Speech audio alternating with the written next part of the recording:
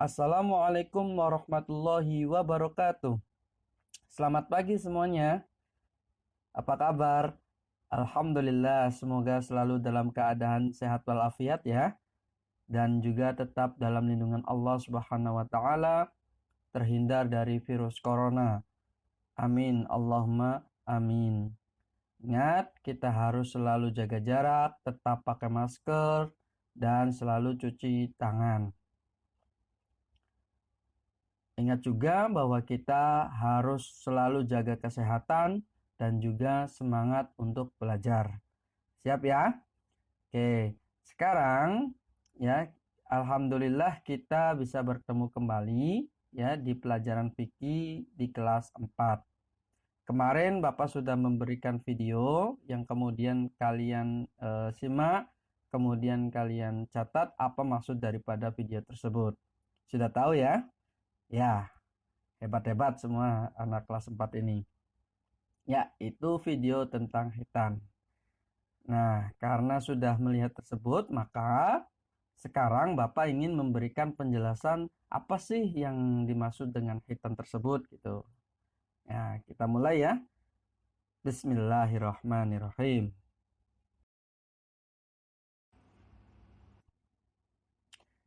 Ya, dimulai dari yang pertama atau bab yang pertama. Ya, di sini akan kita jelaskan terkait dengan khitan. Ya, tujuan dari pembelajaran hari ini yaitu adalah kita akan mengetahui tentang yang pertama adalah sejarah pensyariatan khitan.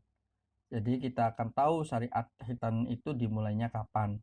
Kemudian pengertian dari khitan, ya. Apa sih arti daripada khitan itu?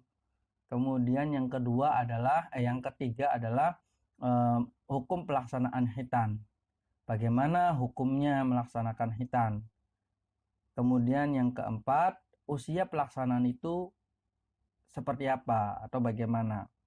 Dan yang terakhir dari hikmah melaksanakan khitan. Jadi kita akan mengetahui hikmah khitan itu untuk kita apa. Itu ya. Jadi pada pertemuan hari ini, pada bab yang pertama ini akan menjelaskan yang tadi sudah disampaikan.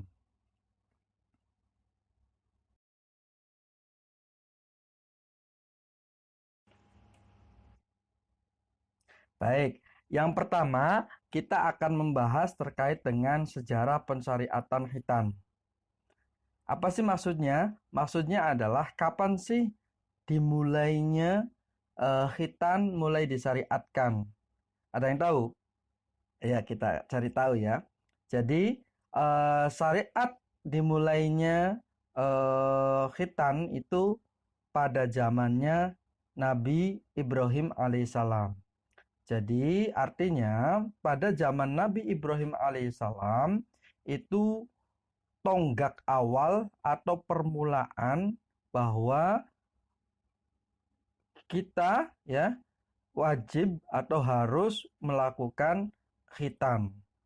Kisah tentang khitan ini ya, kisah tentang khitan ini, kisah tentang khitan Nabi Ibrahim alaihissalam itu diriwayatkan dalam sebuah hadis yang berbunyi wahtatana Ibrahimu alaihissalam wa huwa ibnu thamanina sanatan bil qudum rawahul Bukhari. Artinya Ibrahim alaihissalam telah berkhitan dengan kapak sedangkan beliau berumur 80 tahun. Hadis riwayat Al-Bukhari Muslim.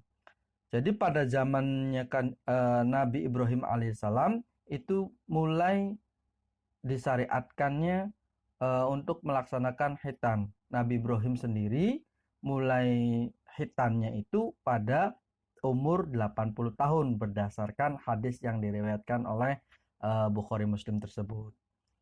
Nah, sementara itu dalam Al-Quran ada perintah yang mengharuskan umat Islam itu wajib mengikuti ajaran Nabi Ibrahim alaihissalam. Ya, perintah tersebut ya ada di dalam Quran surat An-Nisa ayat 125 yang berbunyi A'udzu billahi minasyaitonir rajim. Bismillahirrahmanirrahim. Wa man ahsanu dinan mimman aslama wajhahu lillahi wa huwa muhsinun wattaba'a millata Ibrahim hanifa wattakhadallahu Ibrahim khalila. Quran Surat An-Nisa ayat 125. Artinya, dan siapakah yang lebih baik agamanya daripada orang yang ikhlas menyerahkan dirinya kepada Allah, sedang dia pun mengerjakan kebaikan, dan ia mengikuti agama Ibrahim yang lurus, dan Allah mengambil Ibrahim menjadi kesayangannya. Nah, maksud dari ayat ini adalah perintah untuk mengikuti ajaran atau syariat yang diajarkan oleh Nabi Ibrahim alaihissalam. Salah satu syariat yang diajarkan Nabi Ibrahim alaihissalam itu adalah perintah melakukan khitan. Dengan demikian, ya, syariat khitan itu adalah merupakan salah satu bentuk kita takwa kepada Allah, ya, salah satu bentuk kita patuh terhadap perintah Allah, dan juga ya bentuk pelestarian syariat Nabi Ibrahim alaihissalam. Oleh karena itu, khususnya kita bagi umat Islam laki-laki, ya, kita tidak boleh takut untuk mengikuti syariat khitan, ya. Tujuan utama dari hidup kita ini adalah untuk melaksanakan ketaatan kepada Allah Subhanahu wa taala. Jadi, kalian semua kelas 4 ini, laki-laki terutama, ya, sudah pada di khitan belum? Alhamdulillah kalau sudah mah, ya. Jadi khitan itu adalah merupakan perintah Allah, ya, yang dimulainya, yang disyariatkan pada Nabi Ibrahim alaihissalam. Yang dimulai pada Nabi Ibrahim alaihissalam itu dimulainya sejarah pelaksanaan khitan yang pertama.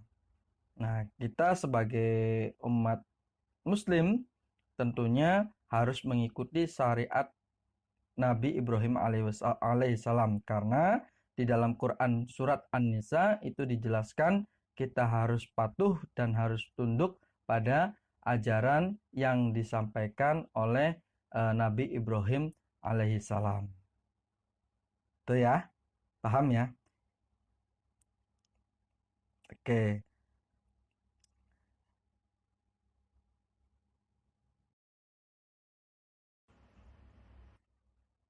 Ya, selanjutnya adalah pengertian khitan. Setelah kita mengetahui tadi sejarah pensyariatan khitan yang dimulai dari zamannya Nabi Ibrahim alaihissalam. Nah, kemudian sekarang kita mengetahui atau mempelajari terkait dengan pengertian khitan. Apa sih khitan itu? Nah, khitan itu secara bahasa adalah berasal dari kata khotana yang artinya adalah memotong. Ya, secara bahasa itu khotana yang artinya adalah memotong. Sedangkan secara istilah, khitan itu adalah membuka atau memotong kulit atau khuluf, ya, yang menutupi ujung kemaluan laki-laki dengan tujuan agar bersih dari kotoran dan suci dari najis. Jadi membuka atau secara istilah membuka atau memotong. Jadi dipotong kulit atau kuluf ujung kemaluan laki-laki tersebut supaya bersih dari kotoran dan suci dari najis. Itu secara istilah. Nah, dapat disimpulkan bahwa khitan itu adalah membuka atau memotong kulit atau kuluf, ya, yang menutupi ujung kemaluan laki-laki dengan tujuan agar bersih dari kotoran dan suci dari najis. Jadi pengertian khitan itu adalah memotong kulit yang di ujung kemaluan laki-laki supaya bersih dari kotoran dan suci dari najis. Itu adalah pengertian khitan, ya, baik secara bahasa maupun secara istilah. Paham ya? Jadi ketika ditanya apa sih khitan itu, maka kita bisa menjawab secara bahasa adalah berasal dari kata khotana yang artinya memotong, sedangkan secara istilah yaitu memotong ujung kulit kemaluan laki-laki dengan tujuan agar bersih dari kotoran dan suci dari najis. Itu adalah pengertian dari khitan. Ya.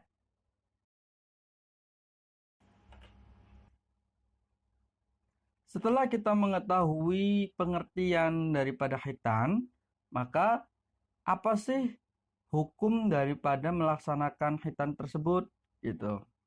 Nah, hukum melaksanakan khitan bagi laki-laki itu adalah wajib. Jadi kamu laki-laki ya, itu wajib untuk berkhitan. Sebagai seorang muslim itu wajib untuk melaksanakan khitan, ya. Nah, sedangkan untuk perempuan ini masih diperselisihkan atau terjadi perbedaan pendapat di antara para ulama, ya. Tapi kebanyakan para ulama atau jumhur ulama itu mengatakan sunnah. Jadi hukum melaksanakan khitan itu wajib bagi laki-laki dan sunnah bagi perempuan. Bisa disimpulkan seperti itu. Jadi ketika ditanya misalkan apa hukumnya melaksanakan khitan, maka kamu jawab untuk laki-laki itu adalah wajib dan untuk perempuan itu adalah sunnah. Paham ya? Oke. Ya, selanjutnya adalah usia pelaksanaan khitan. Ya, kita tahu bahwa seorang laki-laki ya mulai diwajibkan untuk melakukan sholat itu adalah ketika dia itu sudah baligh. Nah, sebenarnya secara syariat waktu untuk melaksanakan khitan atau usia melaksanakan khitan itu tidak ada batasnya atau tidak ada ketentuan usianya. Artinya kapanpun boleh sebenarnya. Tetapi melihat bahwa waktu untuk melaksanakan sholat ya, kewajiban sholat bagi seorang laki-laki ya terutama itu adalah ketika sudah mulai akil balik, maka para ulama ya membagi waktu pelaksanaan khitan itu dalam dua waktu. Yakni yang pertama adalah waktu mustahab atau waktu sunnah dan juga waktu wajib. Apa sih waktu mustahab atau waktu sunnah? Ya, waktu sunnah khitan itu adalah waktu sebelum balik. Ya, waktu sebelum balik. Jadi beberapa ulama berpendapat bahwa khitan itu ya sunnah dilaksanakan pada saat usia 7 tahun. Namun ulama lain berpendapat bahwa usia berapapun untuk melaksanakan khitan adalah baik. Jadi sebelum balik itu adalah waktu yang paling sunnah. Ya, waktu mustahab. Nah, kamu sudah umur berapa sekarang? Berarti udah khitan ya. Nah, itu waktu sunnah atau waktu mustahab. Kemudian waktu wajib. Nah, kalau waktu wajib yaitu pada saat anak balik. Jadi pada saat usia balik itu adalah wajib bagi anak untuk melakukan khitan. Karena pada saat itu ya dimulai diwajibkan sholat ya. Dimulai untuk melaksanakan sholat.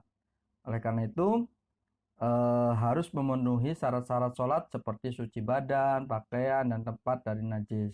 Salah satu cara agar badan seorang laki-laki suci adalah dengan berkhitan. Gitu. Jadi maka kalau misalkan kita sudah balik tapi belum khitan, berarti sholatnya dikhawatirkan itu akan tidak sah karena masih mengandung najis ya. Maka Kemudian waktu yang tepat itu adalah waktu yang mustahab itu, waktu yang sunnah, yaitu sebelum balik kita harus sudah melakukan khitan. Itu. Paham ya? Oke.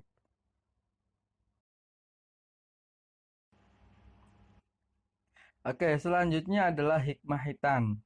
Hikmah melaksanakan khitan itu apa? Ya, yang pertama sebagai bukti ketaatan kita terhadap Allah Subhanahu wa taala. Ya Allah memerintahkan untuk mengikuti syariatnya Nabi Ibrahim alaihissalam. Nah, maka kemudian kita harus patuh atau taat kepada perintah Allah Subhanahu wa taala. Nah, itu adalah bukti bahwa kita telah melaksanakan perintah Allah dengan melakukan khitan. Kemudian yang kedua, sebagai ciri pengikut Nabi Muhammad SAW dan juga melestarikan syariat Nabi Ibrahim alaihissalam.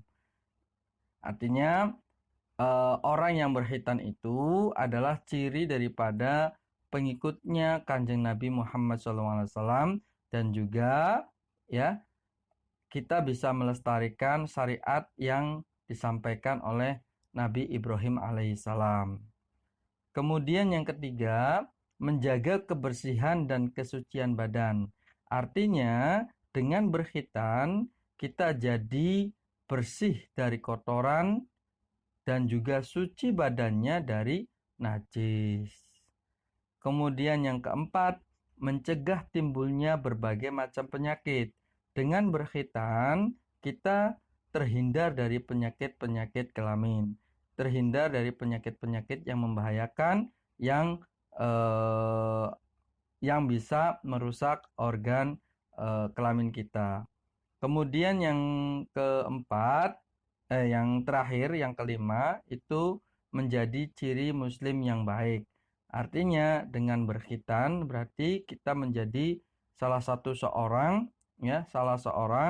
muslim ya yang baik. Ciri salah satu seorang muslim yang baik itu adalah dengan berkhitan. Itulah hikmah daripada kita melaksanakan khitan. Itu saja ya. Hikmah dari melaksanakan khitan tadi sudah disampaikan.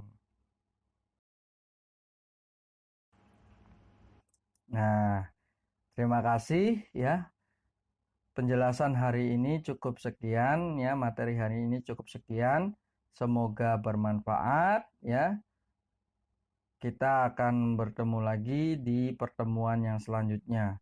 Terima kasih. Walafu minkum. Syukron ala ihtimamikum. Wallahul muwafiq ila aqwamit thoriq. Wassalamualaikum warahmatullahi wabarakatuh.